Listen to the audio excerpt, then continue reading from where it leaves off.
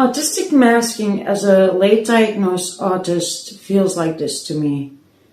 It's like since childhood you have been adding all these layers. Layer on top of layer on top of layer. And these layers feel like synthetic second skin. So a layer might be suppressing your monotone tone or voice, your sensory experiences, masking in social situations, pretending to be more sociable than you are, so on. So you add layer on top of layer on top of layer over the years until you get later in life diagnosed and you need to unmask. So you need to remove all these layers that are now in the thousands.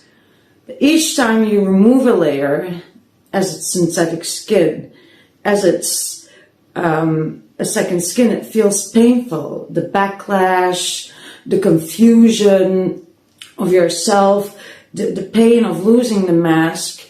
But you need to remove each layer to heal and to become your best version and to learn to deal with your autism and your experiences. But each removal leads to a sort of infection before healing.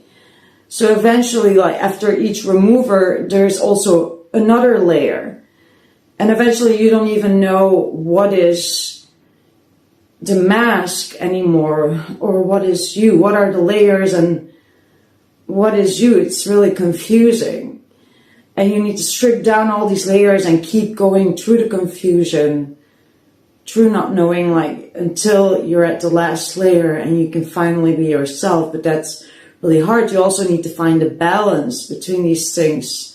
Even though it's not really nice, I don't think that anyone should suppress or mask themselves. And that also becomes hard. You find this inability to mask after a certain while, even though you want to find a balance.